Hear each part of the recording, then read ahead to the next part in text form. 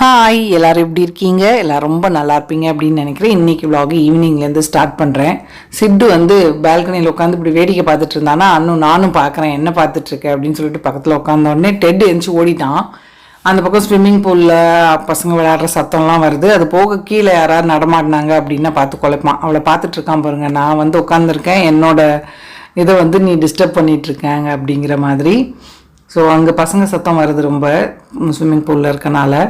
ரெண்டு பேரும் பார்க்க காமெடியாக இருந்தது. நானும் வந்து கூட ஒரு 5 நிமிஷம் உட்காந்துட்டு சரி போய் டீ போடலாம் அப்படின்னு. அதுக்குள்ளே பார்த்தா ஹஸ்பண்ட் டீக்கு வச்சுருந்தாரு. நைட்டு வந்து ஆலு பரோட்டா பண்ணலான்னு உருளைக்கிழங்கு வேகிறதுக்கு வச்சுருக்கேன். இவன் பாருங்கள் உட்காந்து எப்படி பார்த்துட்ருக்கான்னு. டெட்டுக்கு வந்து இப்போது டாக்டர் வெயிட்டை குறைக்கணும்னு சொல்லிட்டாரு. அதனால ரொம்ப கம்மி டயட் தானே, பரிதாபமாக எப்போ பார்த்தாலும் சாப்பாடு வேணும்னு பார்த்துட்டே இருக்கான். டீ போட்டாச்சு.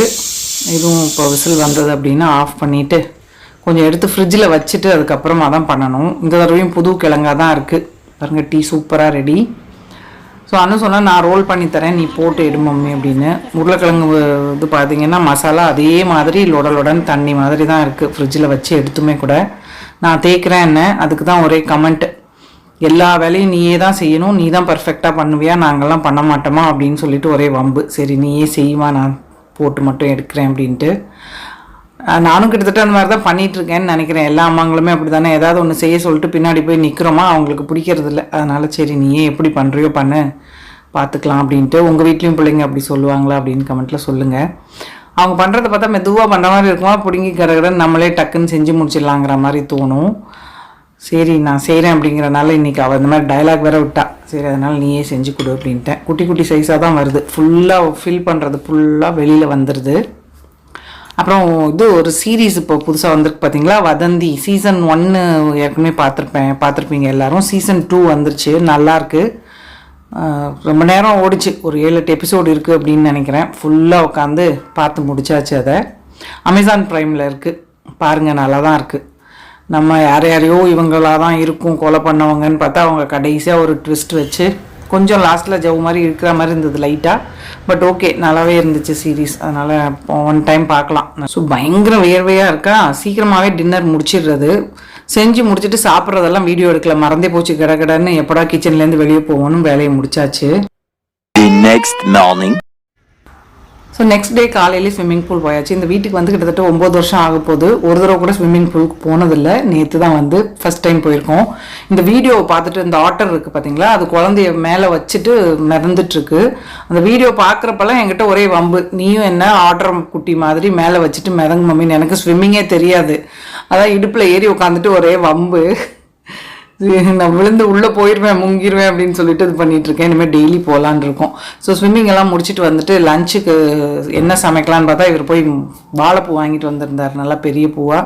சரி நீங்களும் கூட உட்காந்து ஹெல்ப் பண்ணுங்கன்னு சொன்னேன்னா உட்காந்து வாழைப்பூ க்ளீன் பண்ணிகிட்ருக்கோம். இனிமேல் தான் சமைக்க ஆரம்பிக்கணும். ஸோ வாழைப்பூ வந்துட்டு கட் பண்ணி தண்ணி கொஞ்சம் உப்பு மஞ்சள் பொடி போட்டு அந்த பக்கம் வேக வச்சுருக்கேன். வாழைப்பூ தாளிக்கிறதுக்கு பார்த்திங்கன்னா கடுகு, உளுத்தம்பருப்பு, கடலைப்பருப்பு எல்லாம் போட்டு தாளிச்சிட்டு தேங்காயில் கொஞ்சம் பச்சை மிளகா, ஒரு பல்லு வெள்ளைப்பூடு, ஜீரகம் போட்டு இது பண்ணி வச்சுருக்கேன், மிக்சியில் அடித்து வச்சுருக்கேன். ஸோ வெங்காயம் கொஞ்சம் வதங்கினதுக்கப்புறமா வாழைப்பூவை வடிகட்டிட்டு அதில் போட்டு தேங்காய் பூ போட்டு இறக்கிட்டோம் அப்படின்னா ஒரு பொரியல் ரெடி. வாழைக்காவுமே கூட ஃப்ரை பண்ணிக்கலாம் அப்படின்னு. கீரை மசியல் ஏற்கனவே பண்ணிட்டேன், அதனால் சரி ஒரே ஒரு வாழைக்காய் வறுத்துக்கலாம் அப்படின்னு. வாழைப்பூ வந்து நிறையவே இருக்குது இல்லையா, ஸோ வாழைக்காயை வந்து இந்த மாதிரி கொஞ்சம் பட்டையாக கட் பண்ணி எடுத்துருக்கேன். ரவுண்டாக கூட கட் பண்ணிக்கலாம். ஸோ இதுக்குமே கூட பார்த்திங்கன்னா கொஞ்சமாக சிம்பிளாக மசாலா போட்டு அரைச்சி தான் வறுக்க போகிறேன். நல்லா சூப்பராக இருக்கும் கீரை கூட காம்பினேஷன். கீரை மசியல் வந்து கொஞ்சம் சப்புன்னு தானே இருக்கும், அதனால் வாழைக்காய் ஃப்ரை கொஞ்சம் காரமாக பண்ணிக்கலான்னு. வெங்காயம் லைட்டாக வதங்கினதுக்கப்புறமா வேக வச்ச வாழைப்பூவை வடித்து இது கூட சேர்த்துட்டு தேங்காய் சில்லு ஒரு அரைக்கப்பு அளவுக்கு தேங்காய் துருவல் இருக்குன்னு வச்சுக்கோங்களேன். அது கூட 2 பச்சை மிளகா, ஒரு பல்லு வெள்ளைப்பூடு, கொஞ்சம் ஜீரகம் அதை சேர்த்து கிரைண்ட் பண்ணி வச்சுருந்தேன். அதையும் சேர்த்துட்டு 2-3 நிமிஷம் சிம்மில் வச்சு இறக்கிட்டால் போதும். இன்றைக்கி வாழைப்பூ வந்து ரொம்ப துவர்ப்பு இல்லாமல் சூப்பராக இருந்தது. ஸோ அது சிம்மில் வச்சுருக்க டைமில் பார்த்திங்கன்னா வாழைக்காய் வறுவலுக்கு அதே மிக்ஸி ஜாரில் 2 பச்சை மிளகா, கொஞ்சம் மிளகு, ஜீரகம், சோம்பு, கருவேப்பிலை, ஒரு பல்லு வெள்ளைப்பூடு அதையும் போட்டு கிரைண்ட் பண்ணி எடுத்திருக்கேன். அது மட்டும் போட்டு தான் இன்றைக்கி வாழைக்காய் ஃப்ரை பண்ண போகிறேன். ஸோ காய் ரெடி ஆகிடுச்சு இல்லையா, அதை வந்து சர்விங் பவுலுக்கு மாற்றிக்கிறேன்.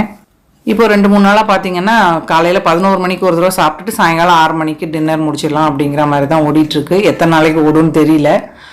ஸோ லஞ்சு வந்து சாப்பிடாம டேரெக்டாக டின்னருக்கு போயிடுறது. சரி நான் கொஞ்சம் சீக்கிரமே சமைச்சு வச்சுருவோம், ஒரு வேளை பசிச்சா சாப்பிட்டுக்கலாம் அப்படின்னு. இப்போ எண்ணெய் சேர்த்துட்டு மசாலா பொடிச்சு வச்சுருந்தேன் பார்த்தீங்களா, அதையும் சேர்த்துட்டு வாழைக்காயும் இது கூட சேர்த்தாச்சு, உப்பும் சேர்த்துருந்தேன். அவ்வளோதான், சிம்லேயே வச்சு நல்லா ஃப்ரை பண்ணி எடுத்துட்டோன்னா சூப்பராக இருக்கும். இது இந்த கலந்த சாதத்து கூடலாம் வச்சு சாப்பிட்றதுக்குமே நல்லாயிருக்கும். நார்மலாக நம்ம மிளகாத்தூள் அதெல்லாம் போட்டு இது பண்ணாமல் இந்த மாதிரி வதக்கிட்டோம் அப்படின்னா நல்லாயிருக்கும். கருவேப்பிலை மிளகு ஜீரகம் டேஸ்ட்டோடு சூப்பராக இருக்கும்.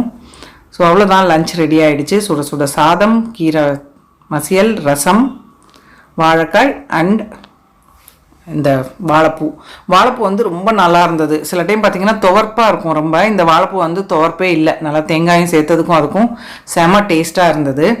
ஸோ இப்போ ஈவினிங் ஆயிடுச்சு. அன்னு சொன்னால் நேற்று பண்ணியிருந்தோம் பார்த்திங்களா ஆலு பராட்டா, அதோட இது ஸ்டஃபிங் வந்து நிறைய பாக்கி இருந்தது. சரி அதை வந்து இப்போது நான் டிக்கி மாதிரி பண்ணித்தரேன் அப்படின்ட்டு அது கூடவே 2 ப்ரெட்டை பொடிச்சு போட்டுட்டு கூடவே கொஞ்சம் பன்னீர், ஒரு 200 கிராம் பன்னீரும் போட்டு காரத்துக்கு மட்டும், மற்ற மசாலாலாம் வேறு எதுவும் சேர்க்கல, கொஞ்சமாக காஷ்மீரி ரெட் சில்லி பவுடர் சேர்த்து மிக்ஸ் பண்ணிவிட்டு அந்த மாதிரி ஷாலோ ஃப்ரை பண்ணி எடுத்துட்டா ஈவினிங் டிஃபன் மாதிரி ஆச்சு. நல்லா இருந்தது டேஸ்ட்டு. அந்த உருளைக்கிழங்க வேஸ்ட் பண்ணாமல் இந்த மாதிரி கட்லெட் மாதிரி பண்ணி தரலான்னு அவள் தான் அனுதான் பண்ணான். ஸோ கடகடன்னு இந்த மாதிரி சூடாக போட்டு கொடுத்தா மயோனஸ் அண்ட் கெச்சப் வச்சு சாப்பிட்டா வேறு லெவலில் இருக்கும். ஸோ ஹோப் இன்றைக்கி இந்த வீடியோ உங்கள் எல்லாருக்கும் பிடிச்சிருக்கும் அப்படின்னு நினைக்கிறேன். பிடிச்சிருந்ததுன்னா லைக் பண்ணுங்கள், ஷேர் பண்ணுங்கள், மறக்காமல் நம்ம சேனலுக்கு சப்ஸ்கிரைப் பண்ணிக்கோங்க.